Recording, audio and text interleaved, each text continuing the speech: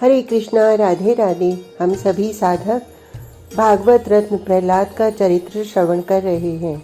आज का प्रसंग है प्रहलाद का गृहस्थ जीवन, पिता का सांप्रदायिक कर्म, विवाहोत्सव और राज्याभिषेक उत्सव। भगवान के अंतर्ध्यान हो जाने पर ब्रह्म आदि देवतागण भी अपने अपने स्थान को चले गए और सुरराज इंद्र तथा सबके सब दिक्पाल प्रहलाद के प्रति स्नेहमयी कृतज्ञता प्रकट करते हुए अपने अपने पदों पर जा विराजे। इधर ये लोग अपने अपने स्थानों को गए और उधर महर्षि शुक्राचार्य तथा अन्य ऋषि मुनिगण प्रहलाद जी के दोनों गुरु षण्ड और अमर्क भी दैत्यराज का वध सुनकर वहां जा पहुंचे। दैत्यराज के सांप्रदायिक कर्म की तैयारी होने लगी और विधवा राजमाता कयादु अपने प्राणपति के वियोग में व्याकुल हो पति के शव के साथ सती होने को तैयार हुई। उस समय मातृभक्त प्रहलाद की दशा बड़ी ही शोचनीय थी। वे कुछ बोलने का साहस नहीं करते थे। अपने ही कारण पिता की मृत्यु होने के कारण प्रहलाद जी माता के सामने जाने में बड़े ही सकुचा रहे थे। प्रहलाद जी ज्ञानी विद्वान थे, संसार को असार समझते थे और जीवन मुक्त थे, किंतु माता की स्नेहमयी मूर्ति को विलपते देख वे बहुत ही दुखी थे। लौकिक रूप में वे समझते थे कि माता के वैधव्य का कारण मेरा ही शरीर है, अतएव वे लज्जित थे और माता के सामने जाने का साहस नहीं करते थे। शुक्राचार्य जी ने उनके आंतरिक भावों को भली भांति समझकर विधवा राजमाता कयादु को समझाया और कहा, बेटी शोक मत कर, भावी बड़ी प्रबल होती है, जो अनिवार्य था वह हो गया। तेरे ये पुत्र तुझको दुखी देखकर दुखी हो रहे हैं और तेरा प्राण प्रहलाद तो अत्यंत ही व्याकुल है। तू सावधान हो और अपने पतिदेव के सांप्रदायिक कर्म कराने के लिए पुत्रों को उत्साहित कर। इस समय तेरा सती होना उचित नहीं। तू राजमाता है और आज प्रहलाद का समावर्तन संस्कार ऐसे अवसर पर हो रहा है कि जो संस्कार के रूप में नहीं, एक आपत्ति धर्म रूप में है। उसके विवाह के पहले तेरा संसार से विदा होना उसके गृहस्थ धर्म में बड़ा बाधक होगा। अवश्य ही तू अपने प्राणपति की अनन्य भक्ता है, अतः पतिदेव की अनुगामिनी बनना तेरे लिए स्वाभाविक ही है, किंतु तू जैसी पतिव्रता है वैसी ही पुत्र वत्सला भी तो है। यह सनातन प्रथा है कि पुत्र वत्सला माताएं आत्मा वही जायते पुत्र को मानकर पति देव का चिंतन करती हुई जीवित रहकर अपना पवित्र जीवन ब्रह्मचर्य से बिताती हैं। इस समय धैर्य धारण करके तू शोक को दूर कर और अपने प्राण प्रिय पुत्र प्रहलाद की ओर देख। उसको दुखी छोड़, तुझको सती होना उचित नहीं। राजमाता कयादु ने कहा, भगवान आपकी आज्ञा शिरोधार्य है, किंतु क्या करूं, व्याकुल हृदय नहीं मानता। चित्त यही चाहता है कि जिन प्राणपति के आज्ञानुसार मैं सदा रहती थी, जो प्राणपति मुझे अपनी हृदयेश्वरी मानते थे, आज वे अपनी सारी राजपाट, सारे परिजन पुरजन को छोड़ अकेले सुदूर यात्रा को जा रहे हैं। नियम अनुसार उनकी सेवा के लिए मैं ही उनकी अनुगामिनी हो सकती हूँ। फिर भी मैं यदि उनको छोड़ संसार के बंधन में पड़ी रहूंगी तो मेरा कर्तव्य पूरा न होगा और मैं सती कैसे कहलाऊंगी। आचार्य प्रवर, आप मुझे आज्ञा दें कि मैं प्राण प्रिय पुत्र प्रहलाद का स्नेह हृदय में रखती हुई अपने स्वामी की सहगामिनी बनने के लिए सती हो जाऊं। प्रहलाद को आप समझा दें, वह शोक न करे और मेरे लिए स्वामी के साथ सती होने का उपकरण ठीक करा दे। शुक्राचार्य जी ने कहा, राजमाता बेटी कयादु, हम तेरे हृदय को भली भांति जानते हैं। जो कुछ तूने कहा है शास्त्र और लोक की मर्यादा के सर्वथा अनुरूप है, किंतु हमारी इस आज्ञा के पालन में भी शास्त्र और लोक की मर्यादा नहीं बिगड़ती। एक ओर हमारी आज्ञा और शास्त्र लोक की मर्यादा है और दूसरी ओर शास्त्र लोक की मर्यादा तथा तेरा हार्दिक दुख। अतएव तुझे जो अच्छा प्रतीत हो वही कर। दुखी प्राणी को अपने विवेक का ज्ञान नहीं रह जाता। अतएव यदि तू हमारी आज्ञा का पालन करेगी तो तेरा दोनों ही लोक में कल्याण होगा। शुक्राचार्य जी की आज्ञा मान माता कयादु ने सती होने का विचार त्याग दिया। प्रहलाद ने माता की आज्ञा से बड़े उत्साह और समारोह के साथ वैदिक विधि से अपने पूज्यपात पिता दैत्यराज का सांप्रदायिक कर्म किया। सांप्रदायिक कर्म में सभी असुरों ने और विद्वान ब्राह्मणों ने भाग लिया। इस प्रकार दैत्यराज हिरण्यकशिपु की अंत्येष्टि क्रिया के साथ साथ उनकी अंतिम कथा भी समाप्त हुई। यद्यपि भगवान श्री नृसिंह जी के सहित ब्रह्मादि देवताओं ने हिरण्यकशिपु के वध के समय ही प्रहलाद का राज्याभिषेक कर दिया था और वे नियमानुसार राजकाज चलाने लगे थे, तथापि विधि पूर्वक राज्याभिषेक होना और राज्याभिषेक का महोत्सव मनाना शेष था। यद्यपि प्रहलाद जी गुरुकुल में शिक्षा समाप्त करके समावर्तित हो अपने घर आ गए थे, तथापि उनका सविधि गृहस्थ आश्रम का आरंभ विवाह न होने के कारण अभी नहीं हुआ था। अतएव शुक्राचार्य, मंत्रीगण और महर्षियों की सम्मति से राजमाता कयादु ने सबसे पहले प्रहलाद जी के विवाह का प्रबंध किया।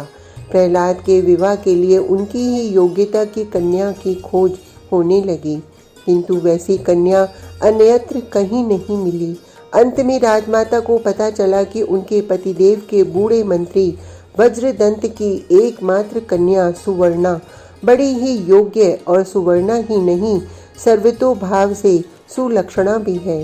राजमाता को यह भी सूचना मिली कि जब से प्रहलाद जी ने भगवत भक्ति का व्रत स्पष्टतया ग्रहण किया था और असुर बालकों में उसका प्रचार आरंभ किया था, तभी से सुवर्णा भी हरि भक्ति के साथ साथ प्रहलाद की भक्ति में लीन रहती है और उसकी आंतरिक इच्छा है कि वह प्रहलाद को ही अपना हृदयेश्वर प्राणपति बनाए। अंतोगत्वा राजमाता ने अपने भाई कुंभनाक आदि की सम्मति लेकर शुक्राचार्य जी से विवाह विधि मिलाने की प्रार्थना की। आचार्य जी ने विधि मिलाकर कहा, सर्वगुण संपन्न मेलापक ठीक है बेटी, इस विवाह से वर वधू दोनों ही को आनंद रहेगा। महाराज प्रहलाद का विवाह किस धूमधाम से हुआ, उसमें कितना दान पुण्य हुआ, इसका कवितापूर्ण वर्णन करना इसलिए व्यर्थ है कि इस छोटे से ग्रंथ में उसका पूर्णतया समावेश ही नहीं हो सकता।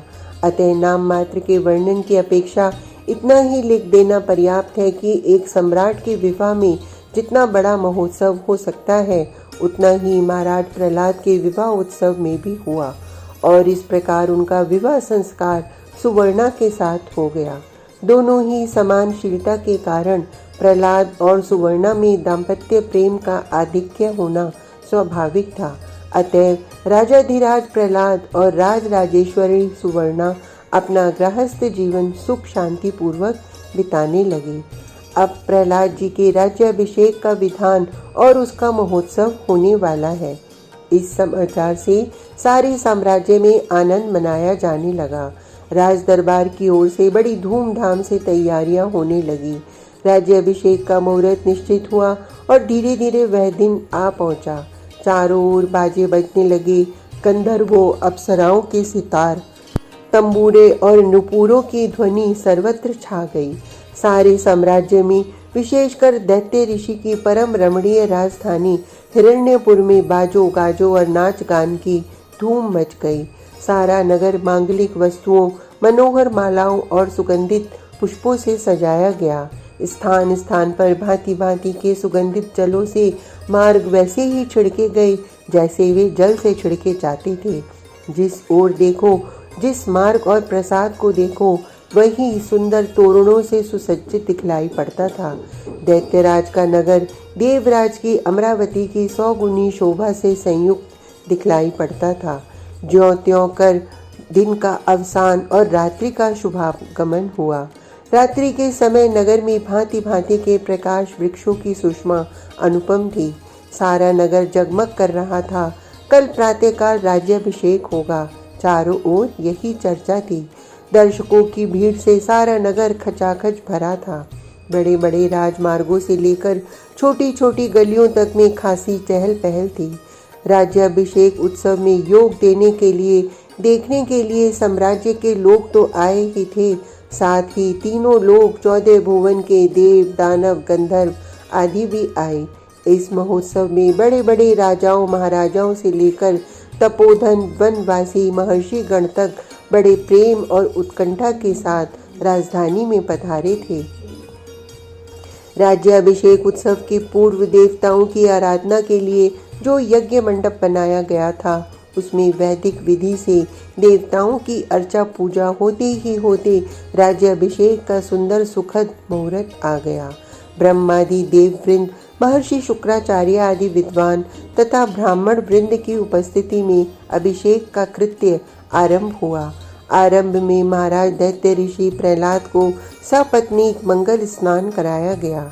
तदंतर राज दंपत्ति सुंदर पवित्र वस्त्रों और आभूषणों से अलंकृत किए गए। स्नान के पश्चात स्वस्ति वाचन पूर्वक राज दंपत्ति अभिषेक के शुभ स्थान में पहुंचे और वहां उपस्थित देवताओं तथा ब्राह्मणों को दोनों ने साथ साथ प्रणाम किया। देवताओं ब्राह्मणों ने आशीर्वाद दिया। राज दंपत्ति के यथास्थान बैठते ही वेद मंत्रों के पाठ होने लगे। अन्य आवश्यक कृत्यों के समाप्त होने पर गुरुवर तथा पुरोहित लोग समस्त तीर्थों के जल को वेद मंत्रों द्वारा राज दंपत्ति के ऊपर दूर्वा में भिगो कर छिड़कने लगे। इस प्रकार अभिषिक्त हो जाने के पश्चात आचार्य शुक्र जी के सुपुत्र षंड ने महाराज दैत्य ऋषि प्रहलाद के मस्तक पर केसर का तिलक किया और स्वयं आचार्य जी ने सिर पर रतन जटित सुंदर मुकुट रखा, राजदंड हाथ में धारण कराया। इस प्रकार राज्याभिषेक होते ही चारों ओर से अगणित प्राणियों के प्रसन्न मुख से प्रहलाद और प्रहलाद के प्रभु श्री हरि के जय जयकार की ध्वनि से आकाश मंडल प्रतिध्वनित हो उठा। इस राज्याभिषेक से सारी प्रजा का हृदय प्रसन्न हुआ। सभी सुरासुर प्रसन्न हुए और प्रसन्न हुई जननी जन्मभूमि और सबसे अधिक प्रसन्न हुई राजमाता कयाधु। सारी प्रजा अपने को दैत्य ऋषि के समान राजा पाकर धन्य धन्य मानने लगी। इस खुशी में जो दान पुण्य और धन धान्य लुटाए गए, उनका वर्णन करना लेखनी की शक्ति के बाहर है। राज्याभिषेक के पश्चात ब्रह्मादि देवता, महर्षिगण और विद्वद्गण महाराज प्रहलाद को आशीर्वाद पूर्ण अनेकानेक वरदान देकर अपने अपने स्थानों को चले गए। आज का प्रसंग इतना ही। कल तक के लिए हरे कृष्णा, राधे राधे।